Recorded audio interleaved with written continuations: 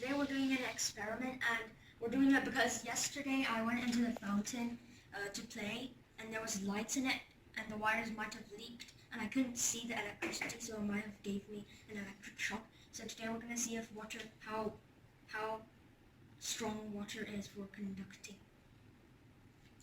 We're going to change the current, we're going to change the salt concentration in the water, and we're going to measure the current of the water circuit using this. So the equipment we're going to use is drinking water. So we have metal and glass. We have a tea here for tap water. This is not drinking water.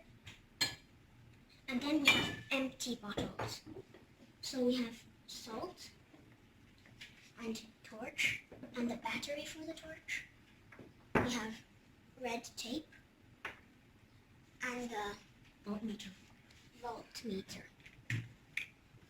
And we also have a wire. So to measure the conductivity of water, first we need to make a circuit. So we need to attach this to the battery.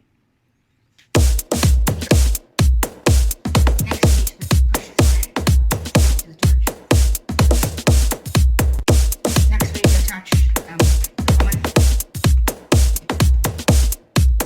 and voltmeter, and so we can measure the current of the circuit.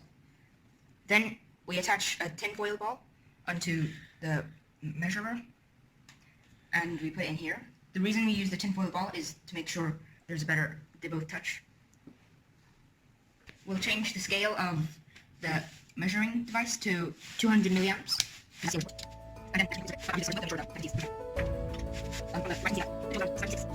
Milliamps. So that's the current of the circuit. So now we're going to check the conductivity of the glass. It says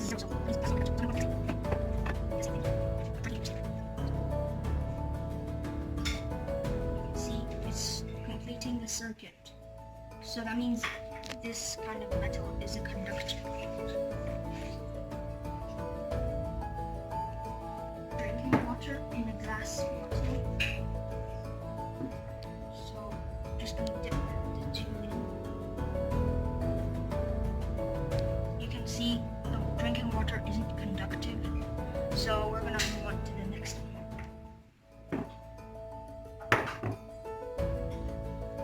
which is drinking water in a metal bottle.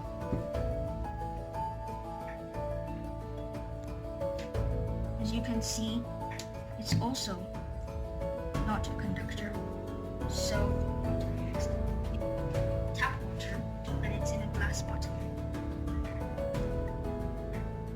You can see that it isn't lighting up,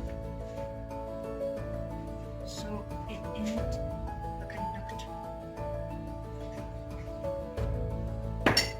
So the next one is fountain water in a metal bottle. Tap water. You can see it's not lighting up, so it's not a conductor.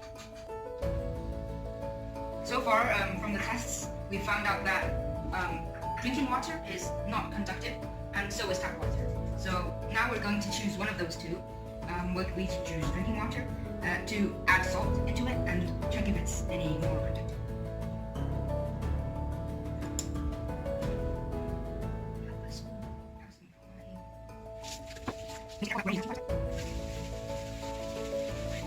Next, we need to mix it.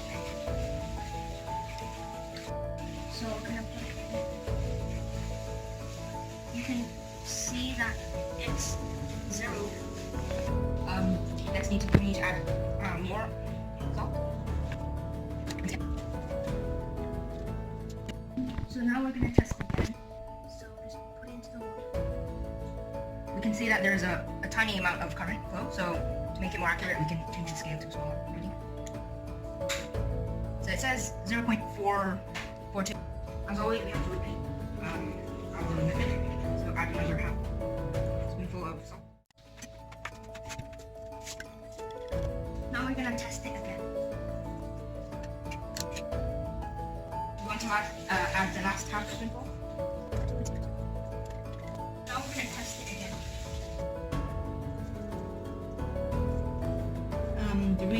This is a sample of actual fountain water outside our house, and we want to measure the current flow of this circuit to see how the fountain water can conduct. So it's 0.4. Next, we can measure the resistance of each of these, so we can find how conductive they are. Previously, we made a conclusion that these have quite low conductivities, but if we find the resistance, we can find out how conductive it is. Let's start with tap water.